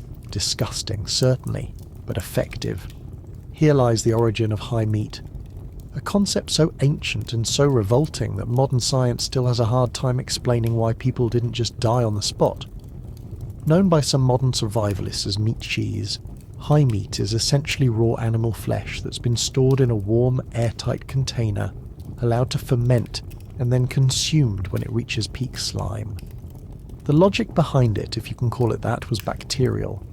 Fermentation changes the composition of meat. It breaks down connective tissue, softens muscle, and creates gases. Many of those gases are responsible for the gut-wrenching stench currently wafting up your nostrils. But they also helped preserve the meat, in a way. The bacteria created an environment hostile to even worse bacteria.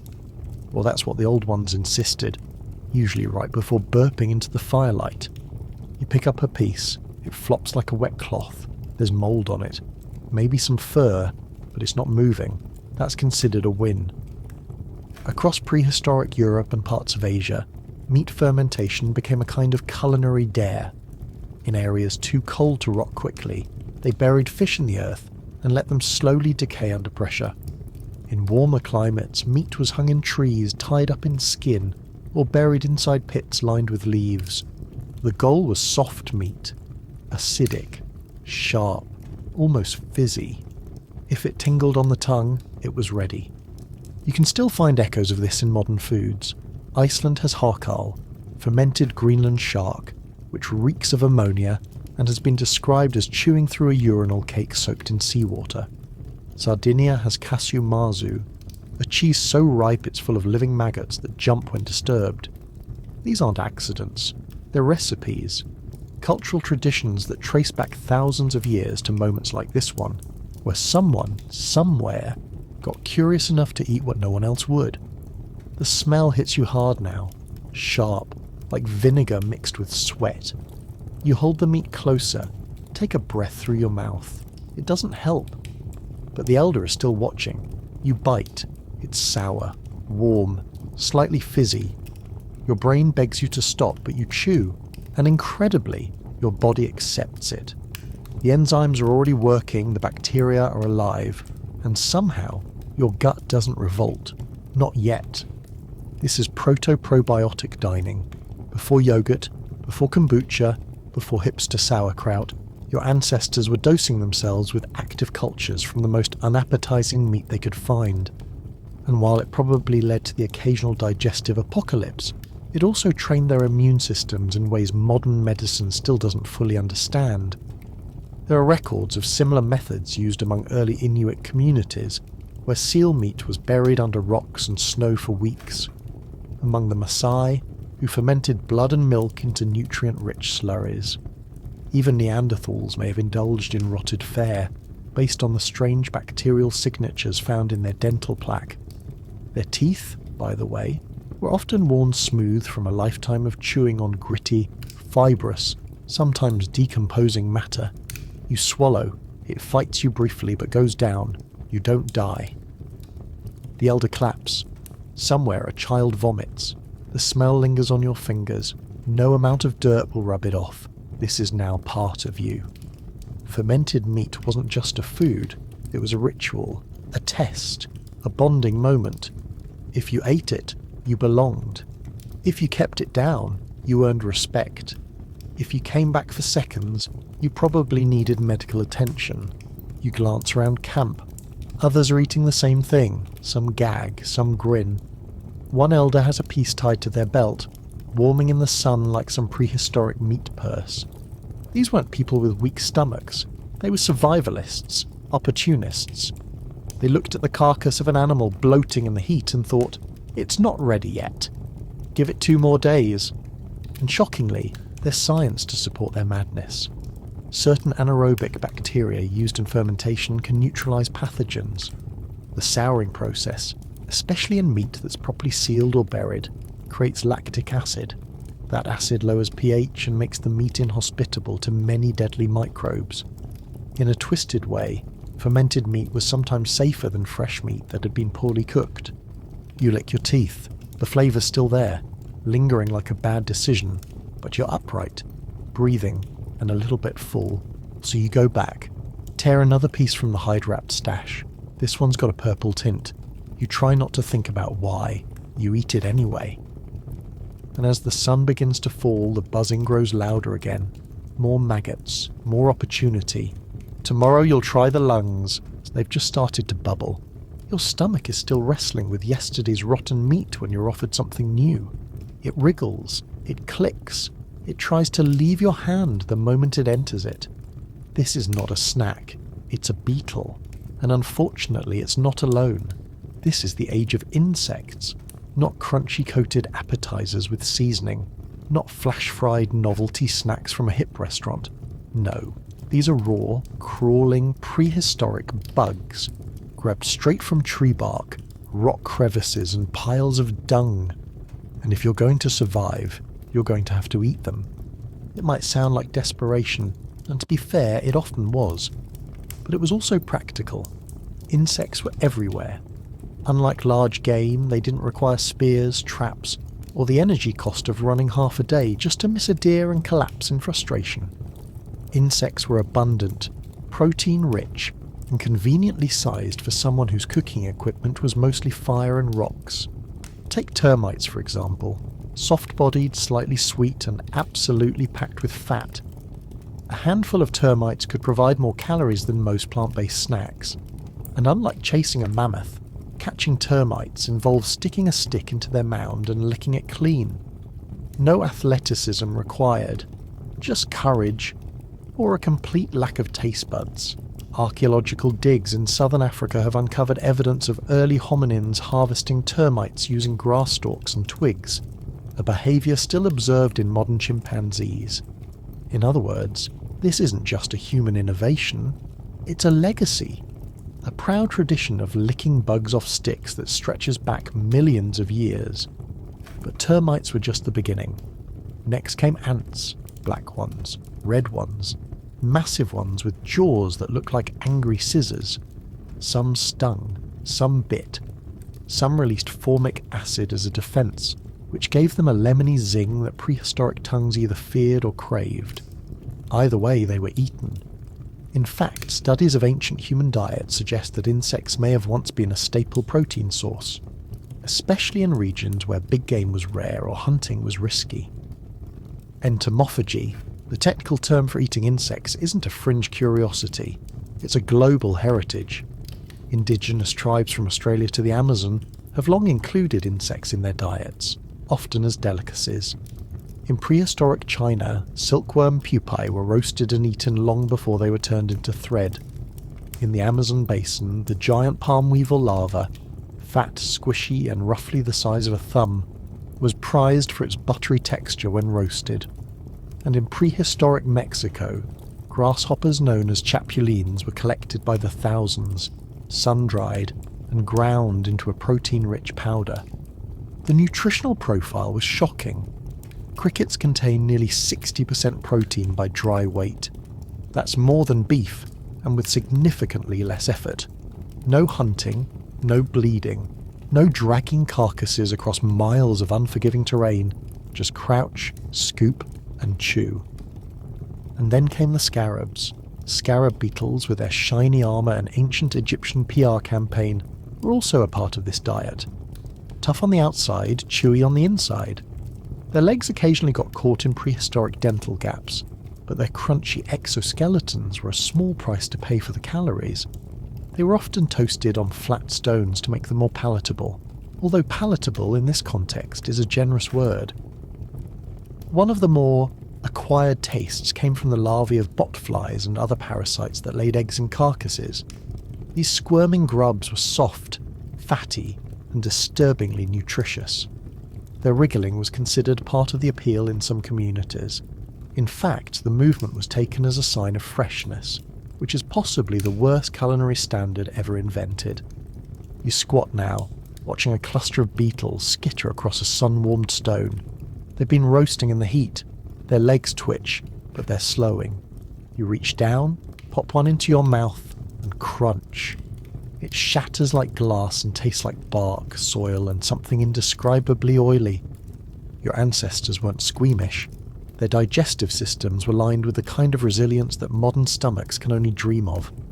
Their taste buds, bludgeoned by smoke, rot, and mineral-heavy water, weren't as sensitive as yours. Insects weren't gross. They were just food. Efficient, mobile, sometimes venomous food. There's even fossil evidence suggesting early humans may have cracked open dung piles to extract beetles and larvae. Yes, they went treasure hunting in feces, not because it was appetizing, but because evolution doesn't care about your opinion. It only cares if you live long enough to pass it on. And so they ate. Centipedes, millipedes, caterpillars, earwigs, wasps, grasshoppers, cicadas. Some were chewed, some were boiled into stew, some were mashed into paste and smeared on flatbread made from crushed seeds and regret, and some, the truly bold ones, were consumed alive. You grab another beetle. This one is larger. It flaps once in protest, then falls still. You bite into it like a prehistoric trail mix and try not to think about its face. The others around you are chewing too. A young one pulls a worm from the soil.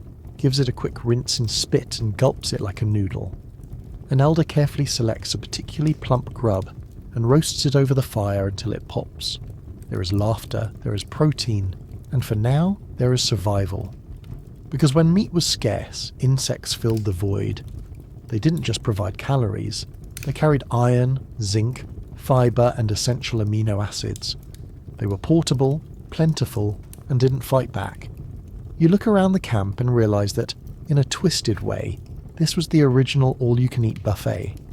A moving, skittering, wriggling smorgasbord that required only a keen eye and a strong stomach. You swallow, it twitches. Soon you'll be eating something even worse, something that still has a beak. And if you thought tree sap was questionable, the next item on the prehistoric menu might actually make you reconsider your own breakfast choices. Because tucked away inside crevices, shaded in cliff sides, and dangling precariously from spindly branches were nature's most fragile little food parcels. Cavemen were obsessed with eggs. Not scrambled, not poached, not even cooked. Just eggs. Often still warm from the source, sometimes half-formed, and almost always accompanied by feathers, bird poop, or a furious mother bird ready to peck your eyeballs into chutney. Forget chicken coops or orderly nests. This was a high-stakes egg hunt, and losing meant a broken skull or broken lunch. In the Paleolithic world, bird eggs were delicacies not because they tasted good, but because they were edible and didn't bite back. A rare quality when most other meals had claws, tusks, or bad attitudes. These weren't your average farm-fresh hen eggs either. We're talking duck eggs, gull eggs, ostrich eggs the size of your head, even the occasional crocodile egg if you were feeling adventurous and had a death wish. To collect them, you had to think like a predator and climb like a lunatic, which meant shimmying up jagged trees or scaling sheer cliffs with nothing but your calloused feet, and the optimism of someone who hadn't yet fallen 30 feet onto a pile of regret. And the reward for this bravery? A thin-shelled, goo-filled, sometimes partially developed biological gamble. Inside, you might get a rich yolk, or a semi-translucent proto-chick with veins and a beak already forming. It was like playing Russian roulette with omelettes. Historians believe early humans didn't discriminate between fertilised and unfertilised eggs. If it wobbled and didn't hiss, it went in the mouth. Even prehistoric art suggests reverence for eggs. Some cave paintings in Spain and South Africa show figures interacting with nests, possibly indicating egg harvesting rituals. Although the term ritual might be generous. It was probably more like one grunting guy pointing at a tree while another guy fell out of it with a yolk in his beard. And then there was the shell problem. Without modern kitchen tools, breaking into an egg wasn't always graceful. Sometimes they smashed it between rocks, sometimes they bit into it like an apple. Either way, there was always a risk of getting more calcium carbonate than protein. But hey, calcium is good for the bones, and prehistoric people needed strong bones, especially if they were going to keep diving headfirst into thorn bushes for the chance to eat future poultry. Even more bizarrely, there's evidence that some Neanderthals didn't just eat the eggs, they ate the eggshells too. Burnt fragments of shell found in ancient fire pits suggest they roasted them for crunch, flavour, or just the satisfying feeling of chewing something that used to be alive and oval-shaped. And before you judge too harshly, remember that you've probably eaten worse in a fast food breakfast sandwich. But it wasn't all bird eggs. Reptile eggs were also fair game. Snakes, turtles, lizards. If it laid something round and squishy, it was cracked open and slurped. The flavour profile ranged from bland to swampy disappointment, but calories were calories. And when your daily life involved fending off saber-tooths and frostbite, taste took a backseat to not dying. Some groups even fermented their eggs. Yes, cavemen accidentally invented the world's first aged egg delicacy by hiding nests underground, or forgetting about them entirely, until a particularly brave or starving forager decided to take a sniff and a bite. The result was a sulphuric, rubbery mouthful of ancient regret. But if your palate was already accustomed to chewing on mammoth cartilage and half-dried fish intestines, it probably wasn't the worst thing you tasted that week. There were even tools invented just for the purpose of egg snatching. Primitive hooks, nets, and baskets woven from grasses were used to scoop or collect eggs from difficult places. These weren't high-tech, but they worked well enough to keep the tribe supplied with a steady stream of pre-chicken breakfast bombs. And if you dropped one on the way down, well, that was a tribal tragedy worthy of grunting, finger-pointing, and maybe even exile. It's possible that the love of eggs extended into spiritual life too. In some burial sites, archaeologists have found eggshells placed next to skeletons. Whether this was a ritual offering, a symbolic gesture of rebirth, or just someone refusing to die on an empty stomach remains unclear, but it reinforces the point that in a caveman's world, an egg was never just an egg. It was nutrition, tradition, danger, and brunch all rolled into one breakable orb, and so you picture it. A half-naked, mud-smeared human squatting at the base of a tree, triumphantly holding a freshly stolen egg above their head, like they just won the Stone Age lottery. Behind them, a furious goose flapping with the energy of 10 demons. Around them, a group of hungry eyes staring in awe, jealousy, and mild concern. Because this wasn't just food. It was a triumph over nature, and possibly a stomachache waiting to happen. But the prehistoric pantry didn't stop with bird bits. Because when eggshells failed to satisfy, and feathers left your throat scratchy, there was always something even more disturbing lurking just beneath the dirt. And if you made it all the way through that without gagging, congratulations, your ancestors would be proud. Or horrified. Hard to say. Let me know in the comments which historical nightmare you want me to narrate next. Something with rats, plague soup, Victorian romance. I'll be here with the facts and the psychological damage. And if you're somehow enjoying the sound of human suffering, don't forget to check out the rest of my videos. It's like a buffet of misery, but for your ears.